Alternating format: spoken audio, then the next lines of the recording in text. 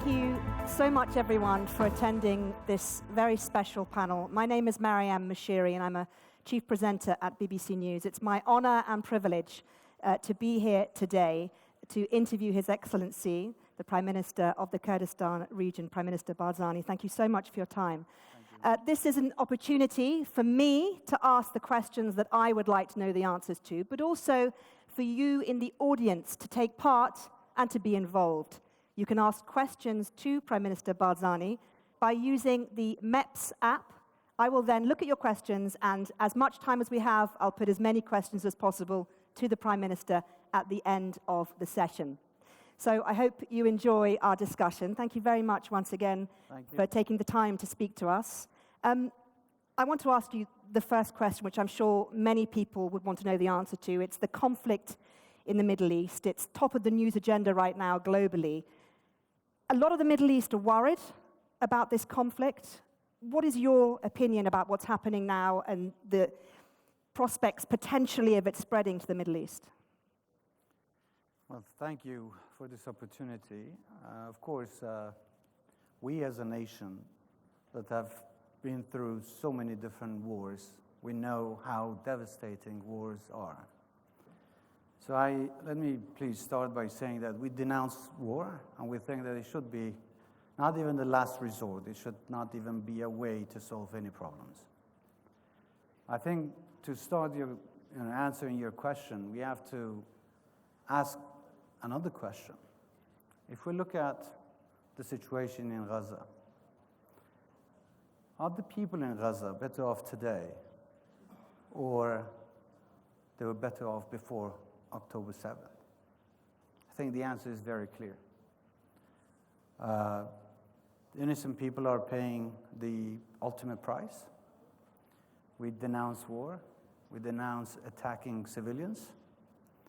And we believe that there has to be a peaceful, amicable solution to every conflict here in the Middle East. It's very sad to see that decades-long conflicts were ignored until a day where it broke out and there is a full-fledged war. So if we address problems where we have the time, as I said it yesterday in my remarks, we need to solve problems before they escalate into military confrontations. Because once it starts, it's hard to predict when it can end and how it will end. Well, we know one thing for sure, that the victims are innocent civilians, and innocent lives should be spared wherever they may be. And we should, of course, we are worried about the expanding of this conflict into different parts of the Middle East. We are very tired of wars, and we hope that there will be an end to the war and peaceful solutions are going to be introduced to this conflict. Do you see a role being played by Iraq in some sort of solution? I think the best thing Iraq can do is to stay away from this conflict. Iraqis have enough problems. If there is a way to provide humanitarian assistance, that's fine. And this is what we here in the KRG are doing. We are trying to, through our charities, trying to find some humanitarian aid to send it to the people in need. But unfortunately, there hasn't been any opportunity yet. The authorities in charge haven't opened that gate or that chance to this humanitarian support that we intend to send. But I think for Iraq, if they can mediate a peaceful solution, that would be fine. If they can provide humanitarian aid, that would be even better. But I don't think that slogans are going to help the people in need of medicine, people in need of food, people in need of security. Words and slogans are not helpful. The best action would be to provide assistance to the people in need. Thank you for your answers, Your Excellency. You're welcome. Let's talk now about internal politics. I'm sure many people watching this have been talking about the latest twists and turns, in particular the Sunni speaker, Mr. Halbusi, who was ousted by the federal court. It's caused a lot of tension in Baghdad. What do you think of that, and do you believe that more tension is yet to come? I think the timing was wrong. I'm not going to talk about the decision, but the timing definitely wasn't good for Iraq. Why? Well, we have so many different problems, as you know, what you talked about, the whole Middle East now facing this crisis. We have other issues to address. This was an unwanted crisis, an unwanted problem. I think it shouldn't have happened, and if there was any way to address this issue, it should have happened through different channels. The parliament itself should have been warned, and probably the parliament should have made a decision. But to having one institution above everything and to make unilateral decisions without looking at the consequences of what that may be on the overall situation in Iraq is not helpful. So I think this is, again, I mean, it's an issue that takes us back to the fundamental principle of partnership in the country. And Iraq is made of different components. Sunnis are definitely one of the main components of this country. Their wish need to be respected, and their representatives need to be respected. And if there is a change, it has to happen through the channels that is acceptable by the country and by that very component. Let's talk about collaboration in this country and the problems with that, the tensions. Anyone watching this from afar would see the tensions between Erbil and Baghdad, particularly with regards to oil exports to Turkey. What's your assessment of these issues now? Again, this is an issue that dates back to many years ago. The conflict between Baghdad and Erbil over oil is because the constitution was not interpreted or respected in the sense that it was written. Kurdistan has certain rights in the constitution, which unfortunately have been ignored. Those rights are extraction and production and selling oil.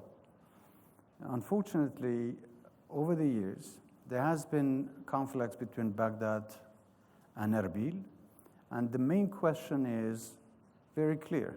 Are we a federal state, or is Baghdad a central government? I think that's the fundamental issue. We believe that there needs to be in a federal state, there need to be power sharing and distribution of power to the regions as it's stipulated in the constitution. Unfortunately, there is a mentality in Baghdad, and I'm not saying everyone, but there is a mentality that is dominant that believe that everything has to be controlled by the central government, and that's the main difference. So if we break it down and come and look at the oil issue in particular, we see that Kurdistan has done everything that requires by the constitution to do. We have done all of our duties, but we have never enjoyed the rights that we also have in the constitution. Kurdistan has complied with the constitution and the regulations. We have worked with the federal government on the oil sales and on the principles of oil productions. But unfortunately, we haven't been receiving the support that we deserve from the federal government and from the federal institutions. So to be more specific, we have contracts with international oil companies. These contracts are valid and legal. And of course, in the KRG, we respect these contracts. But there is a cost for production of oil by these IOCs because they are the ones that have invested in Kurdistan. So it's not like Baghdad, we haven't invested in producing oil, but the companies have invested. So they need to have the investment cost and also the production cost and also the profit based on the contract that they have. And there is a price, there is a cost for the production of oil. Unfortunately, Baghdad is talking about a number that is not real. They're introducing $6 for the cost of production for each barrel in Kurdistan. There are similar wells in Kurdistan, for instance, in Geyara, that the cost of production for oil in that well is $34. So how come in another well in Kurdistan, the cost should be $6? So there is a huge difference. And when we confront Baghdad, they say, well, this is an average, because we also have other wells in other parts of the country that is about $1 or $2. True. But my question is, when Baghdad is paying the cost to these wells, are they paying every well or every company $6, or they're paying 34 here and one over there?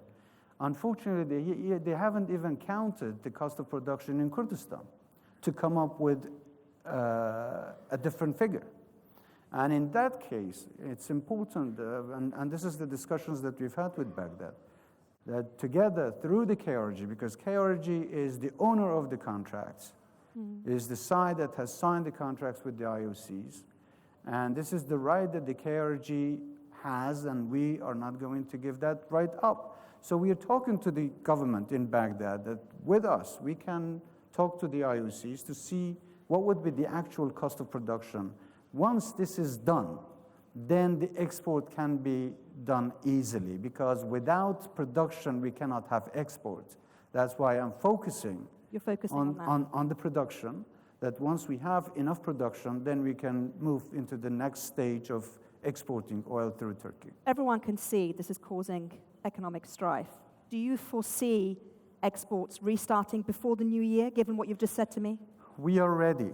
As I said, here in the KRG, MNR, Ministry of Natural Resources, is ready as of today.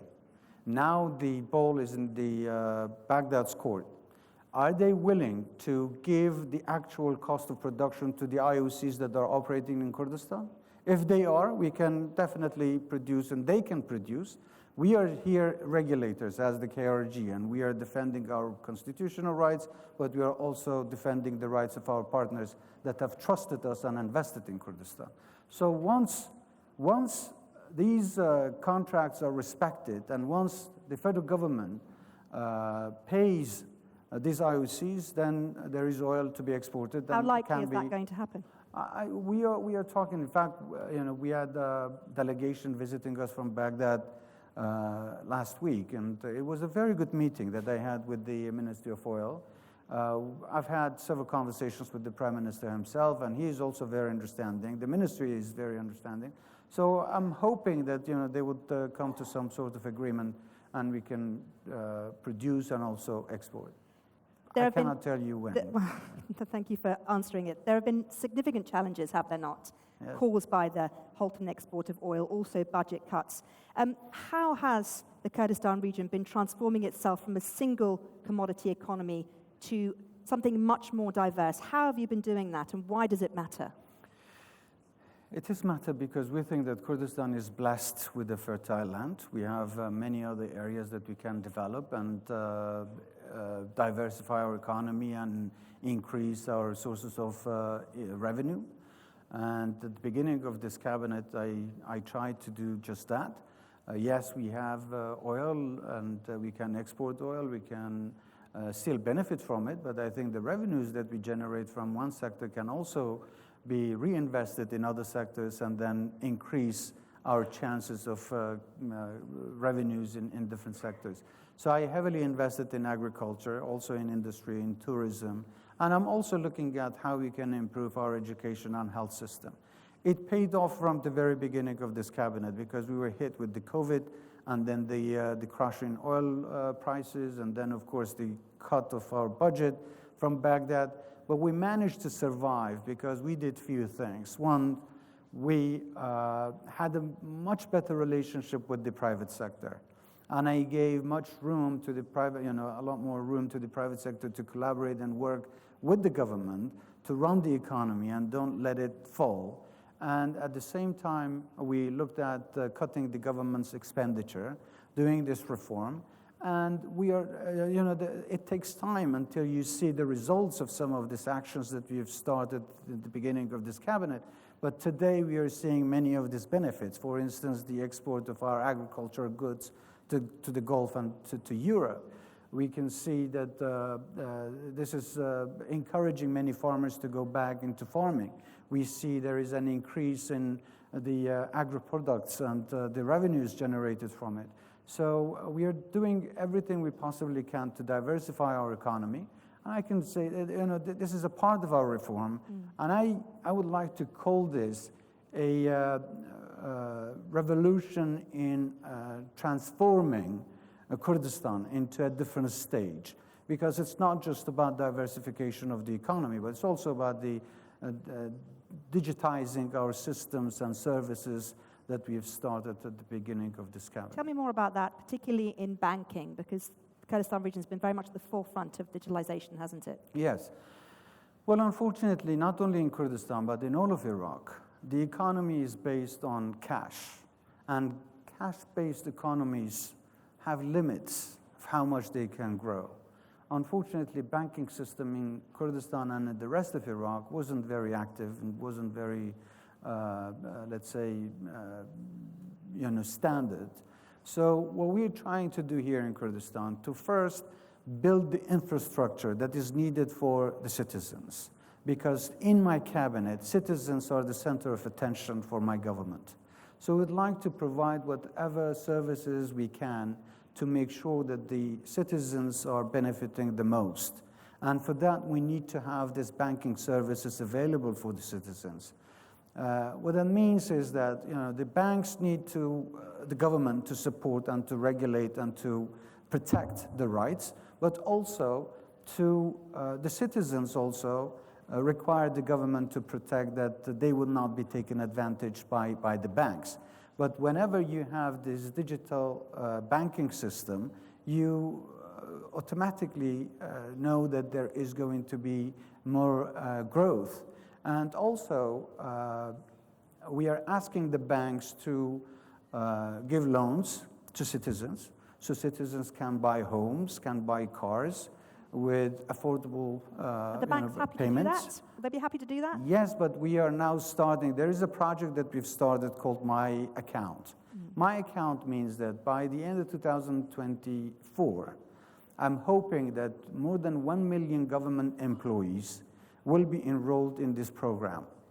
And by the way, and I just want to tell people of Duhok and Suleimania that this month, this project will also happen. It will start here in Duhok and in Suleimania. So we are going to get every government employee on this program, but I'm also going to have the private sector be enrolled, and we are working with other banks. And the good news is that every bank that is involved in this program, very soon, they're going to be the biggest banks in the country. They're going to benefit hugely. So this is a win-win situation. The banks are going to benefit from it. Citizens are going to benefit from it. And then we will have this infrastructure. We are now installing about 1,000 ATMs throughout Kurdistan. And we are also installing about 40,000 payment stations, so that not only the citizens here of Kurdistan, but also visitors coming from outside, they can benefit and use credit cards rather than carrying cash with them. So this is hugely is going to transform our economy into a different stage, and I'm very optimistic about it. Let's talk about corruption, because that is something that we need to address, particularly in terms of Iraq and indeed the Kurdistan region. Corruption, some people say, have stopped this region and indeed the whole country from progressing in the way that it should have. What are you doing to combat corruption? Well, this is a good question. I've answered this several times before, but I think my way of fighting corruption is to stop corruption. You need to have a system where corrupt people cannot take advantage of the system. Once you have a system that is controlled, once you have a system that is transparent, once you have a system that is functioning well, and this is exactly what we're doing with this digitalization of the government services and payments and everything, because everything will be very transparent, then it would be very difficult for people to, conduct, let's say, corruption. However, there are also individuals that needs to be held accountable for their bad deeds. But that alone doesn't help if the cycle of corruption continues to enroll. So you need to stop it at some point, and then you have enough time to go back and look at who has done what, and then you can hold them accountable for their bad behavior.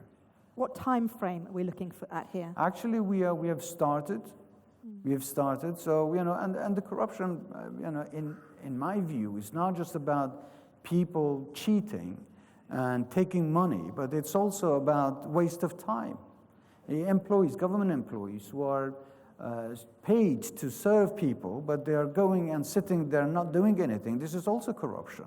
So we have started this from the beginning of this cabinet, but it's not a process that you can have results, the next day. So it takes some time, but I think we are on the right track. Let's turn our attention to something that I know is very close to your heart, and that is the climate change issue.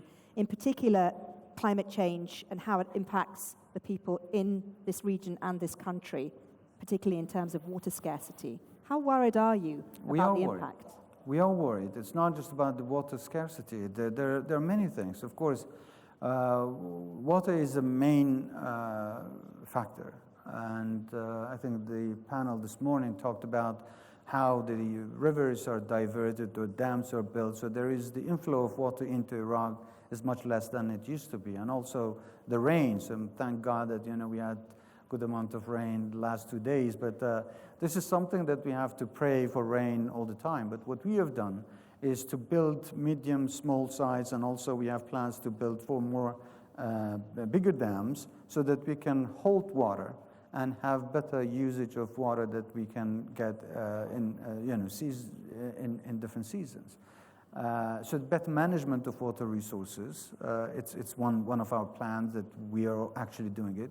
Forestation, I heard this morning also talking about it, so it's another plan that we have. Capturing gas, associated gas from the oil wells that actually we in Kurdistan have already done that. So we have captured gas and turned it into electricity in some part, and we have a decree from the MNR that all of IOCs must also look at the opportunities of whether re-injected the gas into the fields or turn it into energy in other areas. So we are doing what we can. But also, this is not just our job. This is a collective responsibility by the international community. We already are seeing migration of people from one city to another in Iraq, which is heavily affected by it. But this migration could also happen from country to country, and mainly from this region to Europe or to the West or the developed countries. I can look at it from a different perspective. If this migration is unacceptable, there is a choice that can be made today.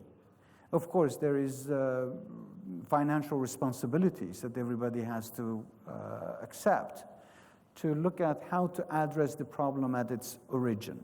If not, when the migration happens, masses of people migrate to different countries. They take with them social, political, economic, and security problems to the host countries. So instead of looking at a problem where it can be solved just by financial support, then they have to support, they have to pay more finances. They have to also address the security and political and economic issues in their own countries when they see this people migrate to their country. Is this the message you'll be taking with you to Absolutely. COP in Dubai when you go there at the end of the month? Absolutely, yes. This is a fact. And let me tell you one thing. These are not speculations. These are not predictions. We are living the situation. We are seeing it's happening today. And it's very serious. And I hope that the world looks at this with great interest and work collectively to find solutions for this problem. Your Excellency, you clearly feel passionately about this, but what about the rest of Iraq? Do you think that climate change is taken as seriously as it should be by the people within the country? I think the rest of Iraq is affected even more. We in Kurdistan have our own resources. But do people take it seriously? Unfortunately, not to the extent that they want to, no. But they should. Let's talk a little bit about policy. In particular, I've seen a lot of young people in your own staff. Kurdistan is a young region. Iraq is an up-and-coming young country. What are you doing to empower the youth of this country, particularly in terms of employment? Because there is a proportion of the youth in this country who are unemployed. What are you doing to combat that? Well, the youth are the future of this country. And I'm a firm believer that we need to empower the youth and the young talents. And in my office, I now have a staff of about 60, 70 very talented young people from different regions that they're working in my office, and this circle is growing. And these will be the drivers behind the engine of reform and transformation in Kurdistan. So I'm really investing in them, and I know that very soon it will pay off. We are empowering the young talents.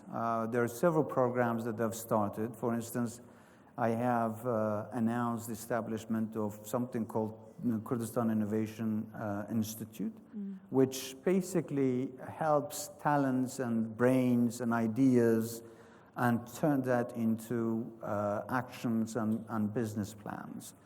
So that's one thing. We have recently announced the Bloom, which is another project that would allow entrepreneurs to get loans from the banks to expand their businesses or to start their own businesses.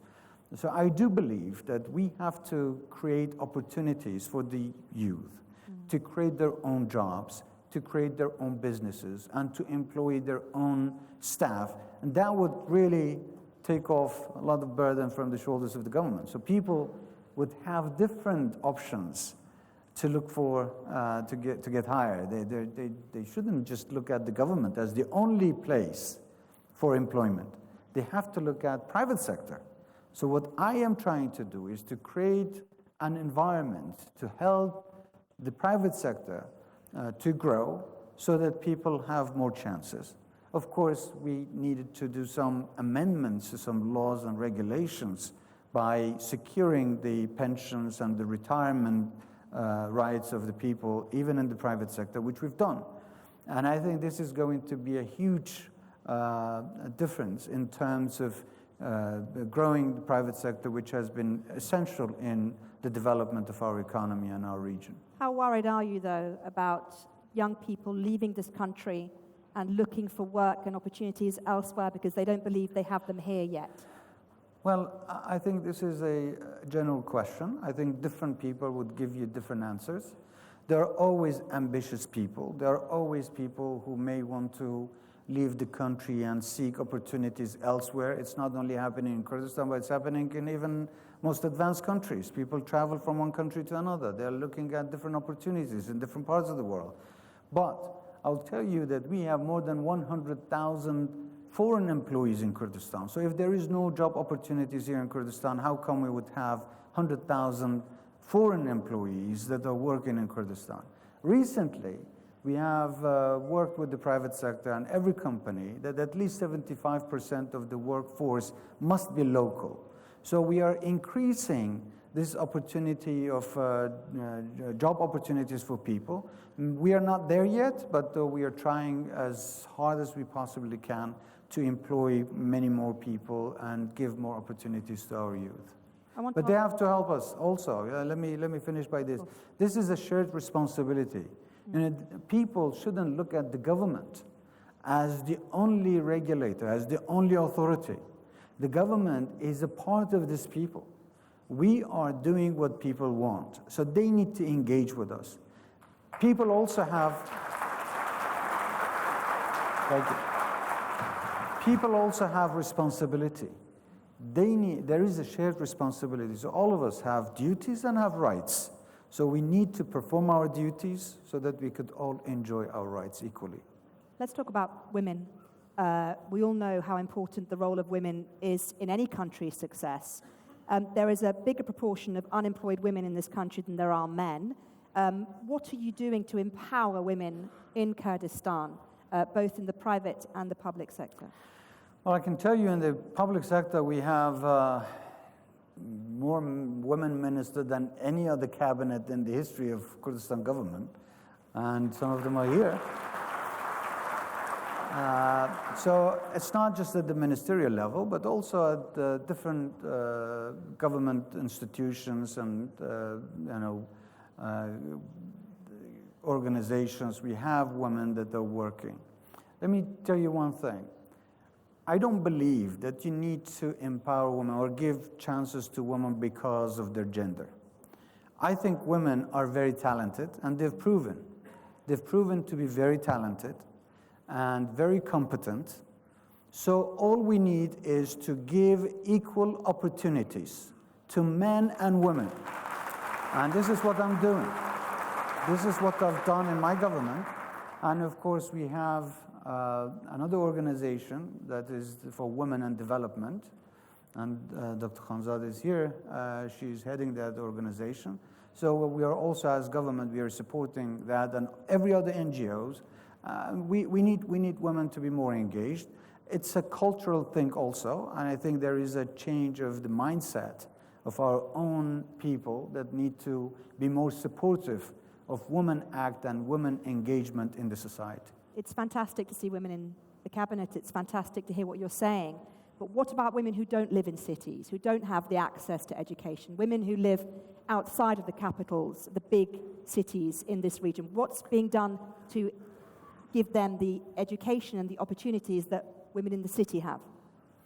Look, there's always going to be difference. But our goal is to, like diversifying our economy, we are also diversifying our resources. We are creating more administration, we are giving more power to local governments and districts apart from the major cities. So we are bringing more services. Once you have more government services, you need to have more employees, and definitely people from those regions can work in government sector in those areas. But more importantly, we are trying to provide more opportunities in different parts of Kurdistan. For instance, tourism is one of the very important, let's say, sectors that we can develop. And many women can actually take advantage of that situation because each city and each province here in Kurdistan has its own unique character, and we can empower those and give more support to those provinces and cities and villages and districts by supporting that sector where they are good at. And this is what we are doing. And about schools, we are building schools in the most remote villages. We are bringing roads and services to the most remote villages. But unfortunately, we are not doing everything we want because we don't have the resources to support the vision that we have. And that, once again, is because of how unfair Baghdad has been in providing the fair share of Kurdistan in the overall Iraqi budget. If we have these support, imagine the developments that we have in Kurdistan. Without support from Baghdad. But if we did have support from Baghdad, if we did get our fair share of the budget, imagine where Kurdistan would have been now. I mean, it would be a much different place, a much better place. Well, we are not going to stop. We will do everything we possibly can. And we are looking at every part of Kurdistan, not just the main cities. Let's talk a little bit about minorities in this country. What's being done to protect minorities against ongoing threats? First of all, I'm personally not very much fond of the word minorities because we have paid a heavy price for being a minority, and we have always been looked down upon in the country. So it's not about the majority and minority, it's about the diversity of communities and religions and ethnicities. We have different communities in Kurdistan, and they all enjoy the same rights. Law is above all, so we are not going to support one who belongs to, let's say, a majority group and one who belongs to, let's say, a smaller group. Absolutely not. Everybody is equal, in Kurdistan. And of course, I mean, if there are incidents We are looking into them. If there are issues, we are looking into them. But I think actions speak louder than words.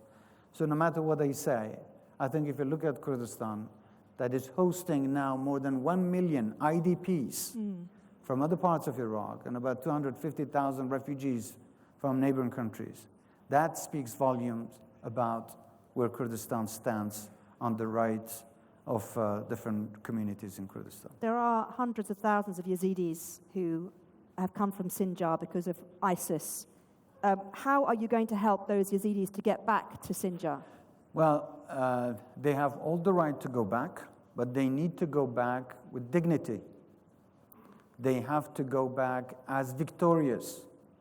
These are people that unfortunately have been victims of ISIS, and unfortunately until now the situation is not supportive for their return. They want to go back to their homes, they want to feel secure, they want to have services, they want to have schools, they want to have health services in their city. How can you facilitate that? We have signed an agreement with the federal government of Iraq, and we were hoping that that agreement would be implemented. Unfortunately, it has not been implemented by the federal government because there are elements in Sinjar that are not challenging us here in Kurdistan, but they're also challenging the federal government and the Prime Minister's decision himself. So basically, there are elements that are more powerful than the government institutions that are not allowing the agreement to be implemented. And of course, we cannot force anyone to leave Kurdistan to go and live in uncertain conditions. And that's why we will try to push and ask for support that the Sinjar agreement in this case be implemented as it is. And I think that would give a good opportunity to people, the Yazidi people and not Yazidi peoples, to go back to their cities and towns. Let's talk about freedom of speech, because according to Reporters Without Borders, Iraq is I think, one of the worst countries in the world in terms of journalistic freedom. Can a journalist in this country question the government openly without fear of arrest? I cannot speak for the rest of Iraq, but I'm responsible for Kurdistan, and I can tell you, yes. People they criticize my government every day, and they're free. There is a difference between chaos and freedom. There is also a difference between freedom of expression and defamation. Obviously, journalism is a very honorable, work that, Thank you. Of course. And I personally respect them very much, and I think journalists here in Kurdistan are very active, and they're very influential. So definitely they have the rights to express, to criticize, and I hope that most of their criticism would be to build Kurdistan and to help us learn from our mistakes and to realize the shortcomings so that we could they could have a positive impact on the decisions that we make. But I think this has been said more generally. To everybody that is criticizing us, I hope that they would give us data. They say that Kurdistan is on a setback, again, I'm not speaking for the rest of Iraq, but I'm speaking for Kurdistan.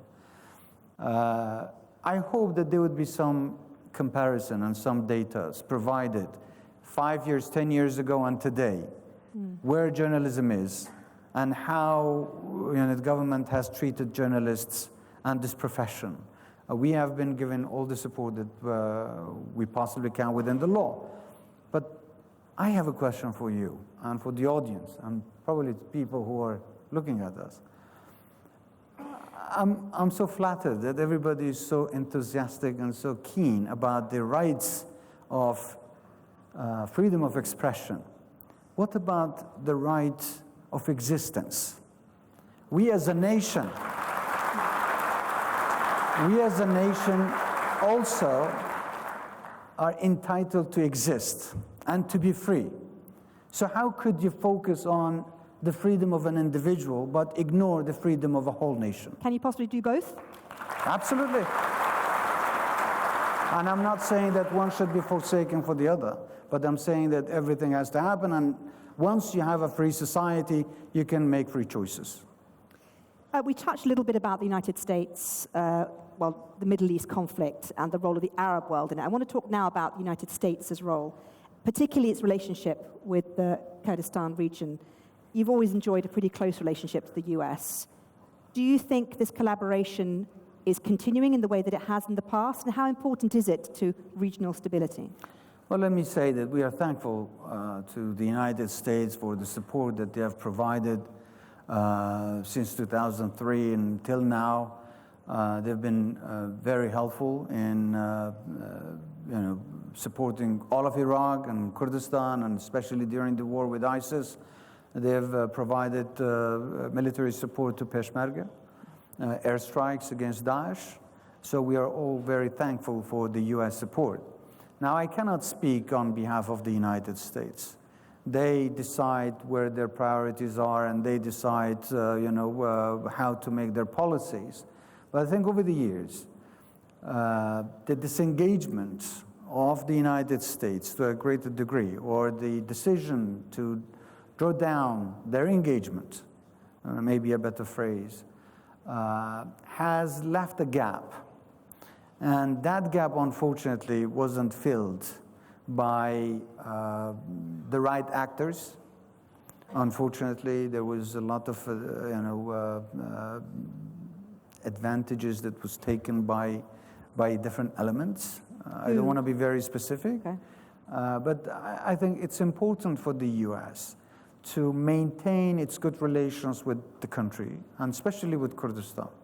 We would like them to be more engaged on economic level. I mean, they don't have to be, to look at the military presence, but I'm talking about economic engagement, political engagement. So yes, U.S. is a great ally. It's a country that we thank them, thank American people, American institutions for their support. But contrary to some people who may think they shouldn't be here, we think that their presence in the region is still very much needed.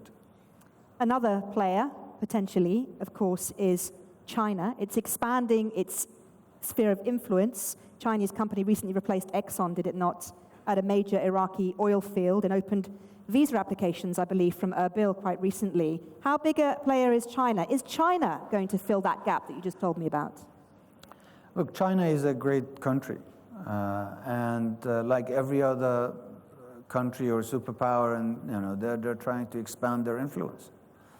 They're looking at Iraq as a market.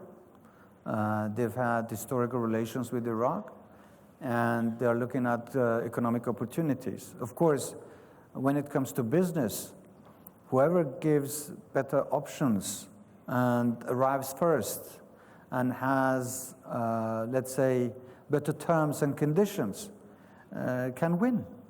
And the Chinese are taking this very, looking at this opportunity very seriously. They are in Iraq, and they're also in Kurdistan. We welcome everyone who wants to expand the relations with our region and to help develop our economy. Let me ask you a little bit about your vision for Kurdistan region. What do you see over the next few years? How do you see things playing out? Wow. It's a very big question, so take your time. It is a big question. Well, I would like to see Kurdistan developed, obviously. Like I said, I want to see the citizens be the center of attention to every government, mine or after me. I would like to see time has value. I would like to see bureaucracy stop. I would like to see everyone getting a fair and equal opportunity. I want to see that people in Kurdistan don't look at any other country to look up to, but to be the model and symbols for others to look up to them.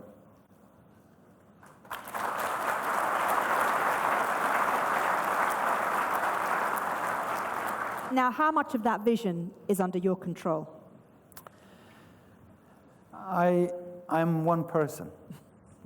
I can share my views and ideas with my colleagues and people, but I need every single citizen of Kurdistan to help me achieve that goal.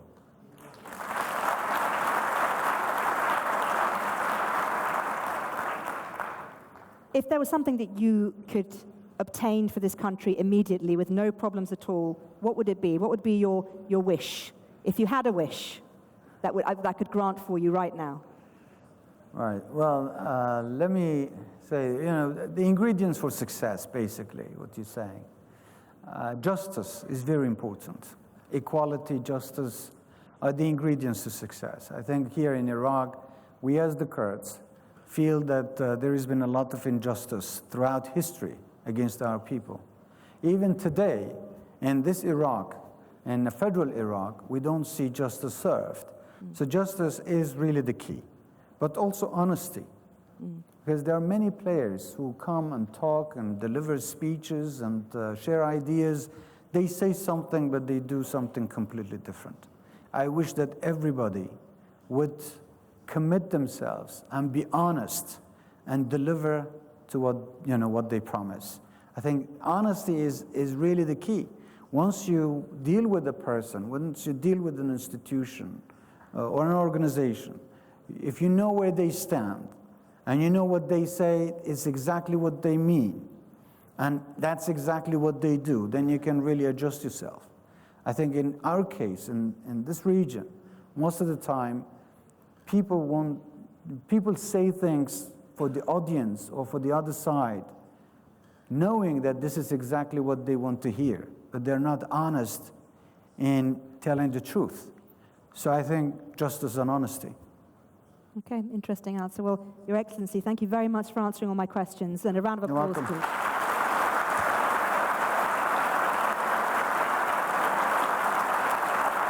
Thank you. So as I mentioned before, now is the opportunity for your questions to be answered by His Excellency.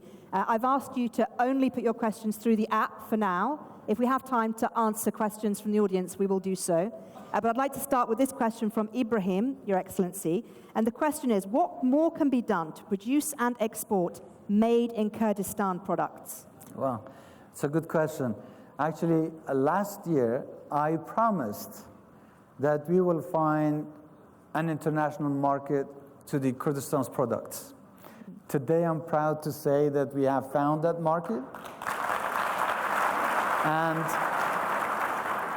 that pomegranates, apples, honey, grapes are being exported to the Gulf. I'm expecting a big box of those for me at the end. Really? I don't know if they have one. But I'm joking. Yeah, but this is the beginning.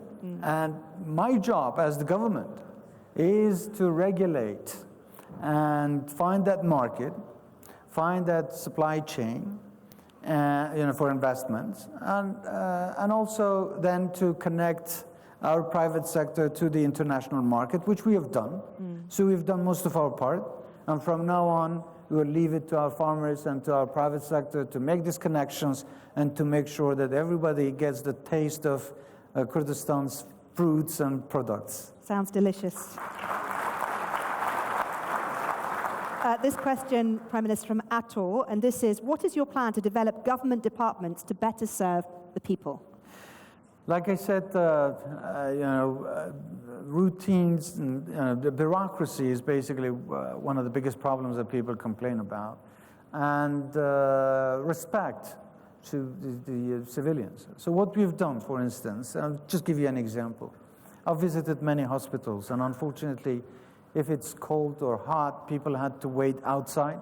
So we have tried to work with every local hospital and government buildings and departments to create and provide an adequate space for people, for the citizens, to go before they're served. So basically respecting the citizens, right, cutting bureaucracy, and providing fast services to them, and of course, like I said, equality. You need to give services to people regardless of who they are and their rank and their origin and their race, but everybody has to be served equally.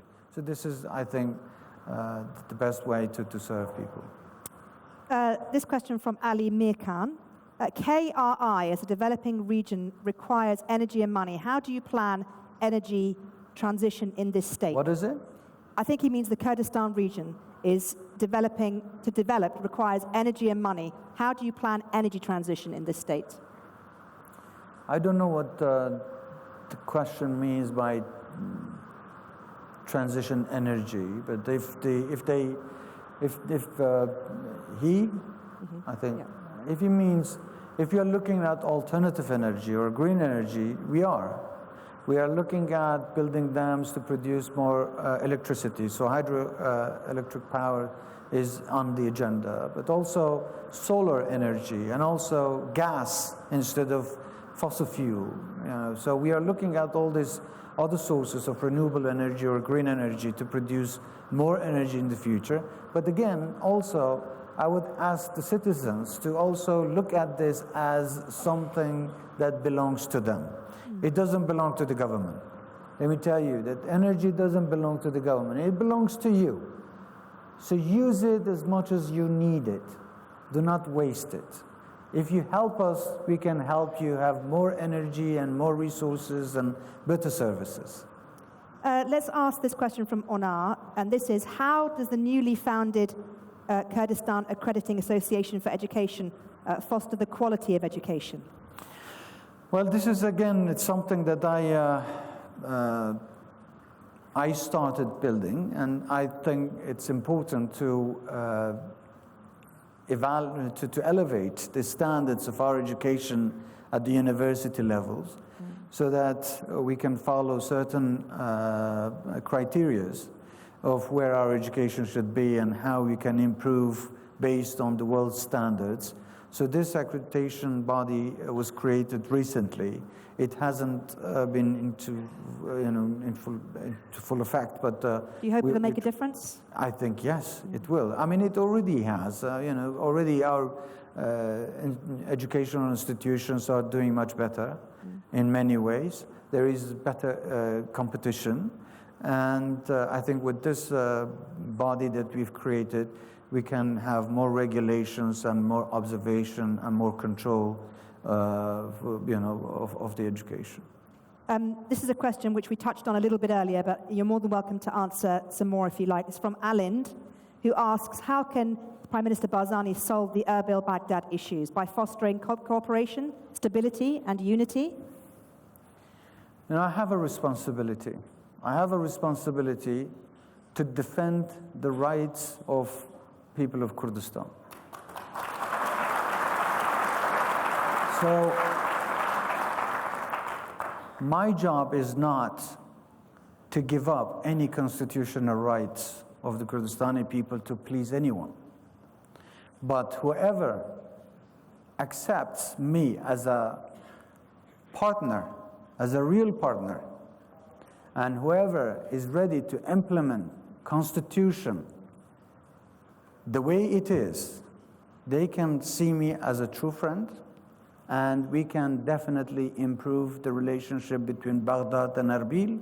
And I've been trying very hard to knock on Baghdad's doors, on delivering these messages to the Prime Minister, to the government, but we are never going to give up any of our rights that's stipulated in the Constitution. A question here from Ibrahim, who asks this: what more can Kurdistan's friends do in the UK to support KRG? Well, they can definitely be supportive by encouraging many UK companies to come and look at opportunities that will be a good economic opportunity for them as well. So is there a good relationship between the UK and Kurdistan in terms of investment? I think we have never had better relations than UK than now. So with UK than now, we have excellent relations with the UK, and we are very pleased. But I think having more engagement, having more support. Now, of course, political support, security support, military support. When we have common challenges and common problems, this is what we expect, because this is what Friends need each other when they're in tough times. They need each other to help each other. So, but again, during good times also, we want them to come and benefit. Kurdistan has huge potential. I think friends who have helped us through difficult times are entitled to also benefit from the resources that we have in Kurdistan. Do you think that UK companies see the kind of stability they want to see within Kurdistan to be able to invest? Well, there are some companies. There are some, I think, more than 200 companies. Yesterday I heard the Prime Minister Boris Johnson saying that. So there are many companies that are already operating here in Kurdistan, but I think there is potential for many, many more companies to come here. This question from Masoud Hamid. What actions to increase awareness on climate change, that's water and food supply, and reforestation, what actions are being taken to increase awareness amongst people? We are trying to incorporate that into our curriculum at the very elementary level schools. So we had these discussions with the Ministry of Education and Higher Education that education is the key. People need to be aware of some of the changes that are happening and also how they can protect their own environment and how can they be more responsible citizens. So this is what we can do, but there are obviously other things that we don't control, but it requires a more collective work with the international players, and that's what we, for instance, are going to do in COP28. We're going to talk to partners and other players around the world that are much more powerful, and they are much more responsible for the pollution and the... Well, that's the thing. Some people consider it unfair that a country like Iraq suffers so greatly from climate change and yet isn't one of those countries that is adding to it to the same level as some of the bigger nations. What can be done to address that imbalance? Well, I hope that people realize, when I started talking about the climate change, I think people need to realize that they're not going to be the beneficiary of the violation of environmental, let's say, protection. So nobody is safe. Whether you're living here or any part in the world on the globe, you are going to be affected somehow, if not by the rainfall or the drought, but you're going to be affected by the wave of migrants who are going to bring their own problems to your own society. So they need to be aware that this is a global problem and it requires a global solution. Let's talk about this question from Binav, who asks, what is Your Excellency's vision on supporting the private sector that can generate job opportunities? Like I said, we, for any society to grow and to look at developing its economy, there are a few things that need to be happening there. One is security, and thank God Kurdistan is much more secure than the rest of the region. And we thank our, services and Peshmerga and everybody who is doing tremendous job day and night to keep us safe. So yes, security, we do have it. Law. We are trying to amend some of the laws and investment laws to be more attractive to the investors to come and work here, which eventually is going to expand the private sector. And also the banking system, which we are also working on very aggressively to provide that service so that private sector investors, citizens, individuals will benefit from. So we are doing what we can. This question from Roseanne. What key initiatives do you believe will have the most significant positive impact on Kurdistan? Can you repeat that? What key initiatives do you believe will have the most significant positive impact on Kurdistan? So what are you doing right now, I guess the question is, that you think is the number one initiative that you want to put forward to people and say, this is going to make the most difference? I think... I don't think speeches and talks are going to make that significant impact, but deeds do. And that's why many times when I go and visit cities and provinces, I don't promise them that I'm going to do this for you, but I rather wait until I deliver and then go and show them what I've done. So I think this is the best way to convince people. You need to show them success. Once they see it, they believe it. This question from Ziga Abuzaid, who says, what role can the international community play in supporting Kurdistan's aspirations for security? Although by all accounts, what you're saying is Kurdistan is very secure.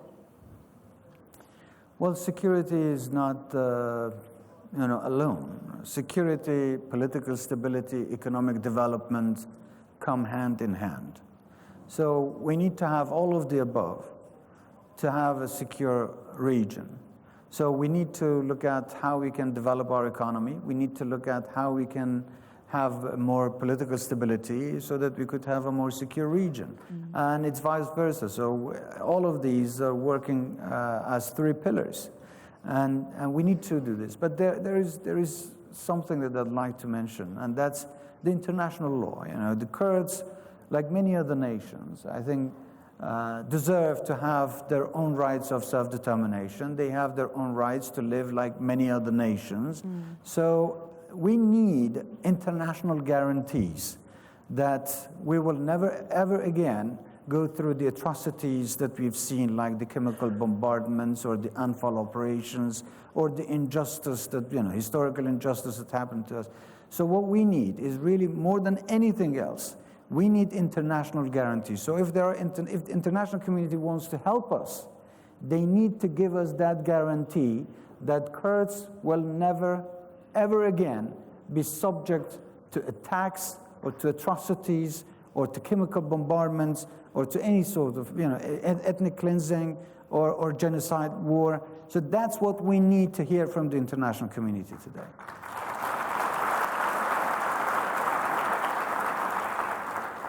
This question from Vladimir van Wilgenberg. What will the effect on Kurdistan be if the elections in February are possibly postponed again? I hope they won't be postponed, because I never supported the delay of the elections of last year. It was supposed to happen October of 2022, and then they were postponed for 2023, and now to 2024, February 2024. I hope they're not postponed, because basically we believe in democracy in Kurdistan, and we want to be the beacon of democracy in the region.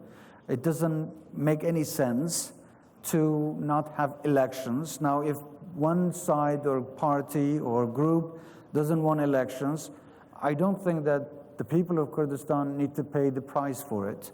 And more importantly, I think the international community backed that, and the High Commissioner for Elections should not allow manipulation of this particular problem. You think it's being manipulated? Absolutely, yes, it is.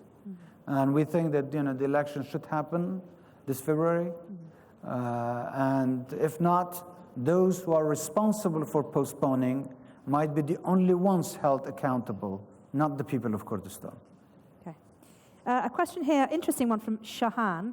Your Excellency, what would you advise diaspora Kurds? I want them to learn from their host countries and to come back and build Kurdistan.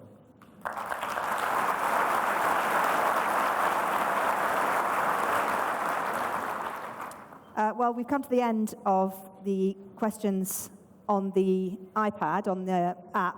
I was wondering if we have time for a few questions from the audience, perhaps? How many? Maybe 2 questions from the audience. I'd let the Prime Minister choose, or shall I choose for you? You choose, please. Okay, so the gentleman here with the beard and the red tie. He already asked a question. Have you already asked a question? Okay. The gentleman up there. Yes, you.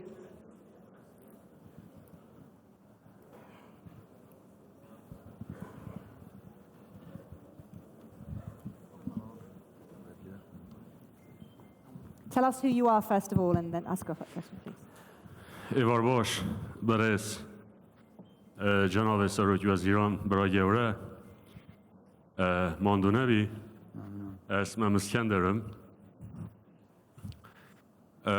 صد سال تمن خود عراق همه رنگین سیستم حکمرانی بخوادید. سیستم پاشایتی بو کماری، پاشان دکتاتوریت، پاشان سیستم بنا فدرال و دموکراسی و پارلمانی و تعددی. مخابن ادواسط سالا دام تجربه که جلکات طال عراق در باستر چونکه همین رنگ و همین سیستمت که هاتین تجربه کردن یک عقلیت هبو بران بر خلکی هرما کردستانه عقلیت ها سرکوت کرنه در بدر کرنه این کار کرنه و ناتج وی سیستم فدرال و دموکراسی جی سیاست و برسی کرنه بران بر خلکی هرما کردستانه بکارینا مخابنی و پشتی که حکومت هرما کردستانه همو التزامات دستوری بران بر حکومت آناوندی جبجه کرین همان او عقلیت و بره بران بر خلکی هرما کردستانه تدب کارینان ما گورانکاریه یک توی عقلیت دا ندید مخابنی و اگر افرنگ سیاسته یا حکومت آناوندی ها بردوام بیدن و سیویدارم بردوام نبیدن جناب اول حکومت هرمه سرکرداتی سیاسی کردستانه چه برنامه و پلان هیاده شواز سردری کرنه دیل حکومت آناوندی ها چه بید اگر افرنگ سیاسته و اف عقلیت برانبر خلکی هرما کردستانه بردوام بیدن یلا اسپاس زور سپاس پیش فهمت که راسته رنگ جماره که کسی لبغدا وجور بیر کنه کم حق ملت کرد یا مافی ملت کرد بیت پیشل کرن یا نیش بین برسی کرن و تصور آوان ورد کشان ملت کرد حل کن مخابنی و مدید اوا 7 اکتبر الغزه روی دای بین فلسطینیا و اسرائیل یعنی إلا تبيا خلقك بجناح بيتا كشتن حتى قضيك بابتك بيتا بر آخفتنا و چاره سریا که گنجا و بيتا ودیتن لسا آست نف دولتی آیا کرد خلقی کردستانه باجا باش یا خود دنوه چونکی ما نهیرش کرده سکس من چه خلقی بگناح کشتن به هندی جاتی افرو قدری ما بگیرن بین هلکاتی مسزاب دنوه آیا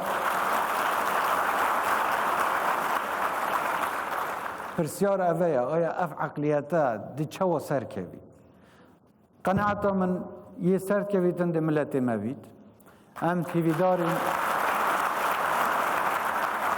تیویدارین پیچه بین گینه گفتگوی بگینه چاره سرکا گنجاو ما پیوندیت زورت باش بگوید که سرک وزیران برای سودانی هی دیگه وی حکمتی هی از متأکدم وی حکمت بغداش فشاره که اگجار زور یال سر و زور او برنامه که وقت خواهم دیگه حکمتش گشتیا ریکفت نه جیبه جی کرنیل چل یاسایان افتو غازه بید چل بودجا حکمت فدرالی بیتن همه هاتنا گورین نب حزو خواست حکمته بلکه فشار کل سه حکمت هاتیه کرن به هنده لازمه وقت امیش هفت کینا لحن عراقی ام هفت نکینا همیاب یک چاف خلقه که زور یه عراقی بتایبت حولاتیت عراقی تعطفه که زورت گهر ما کردستان هی خلقه که سیاسی زوره عطفه که زورت گهر ما کردستان هی یا مهم او ام پیچه بیم دیالوگ کشت خو حل کینو نگینا و مرحله کو بیر تشتدید کینا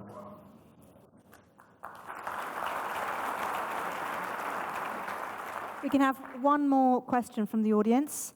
That lady up there. Yes, you. Lady in the black. Yes.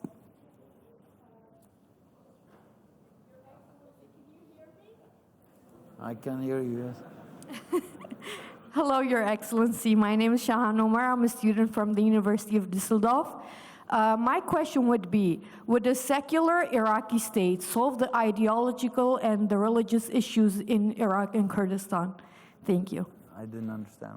Would a secular state solve the religious issues in Iraq? Well, Iraq is supposed to be a federal state, and I think, you know, it includes groups that are secular and includes, you know, people who are religious. But there is a coalition. It's not just about, you know, whether there is a secular system. It could be a secular system, but dictatorship. We've seen this, and we still see it in other parts of the world. So it's not about secularism or a religious state. It's about the mentality that rules. It's about justice. So I think if you have people who believe in the rights of human beings above all, and believe in the equality of humans and citizens, then we could have a good government.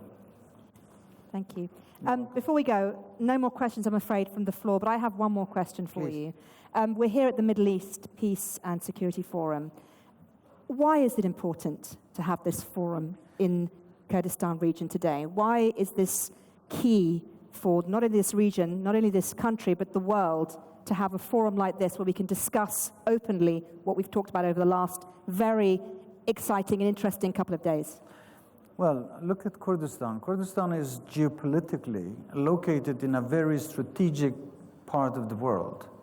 We have, we are here, we have Turkey, we have Iran, we have, the rest of Iraq and Syria, the whole Middle East. We are basically the glue.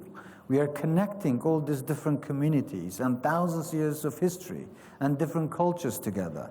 So I think we as the Kurds, instead of being elements of separation, elements of destabilization, we want to unite the region. We want to bring more stability to the region. We want to be the beacon of development and progress and democracy. And that's why these sort of conferences are to show the world that we are different and we can be better.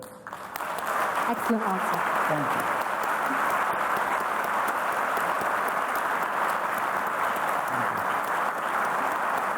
Thank you. Thank you so much to Prime Minister Barzani. Thank you. Thank you so much.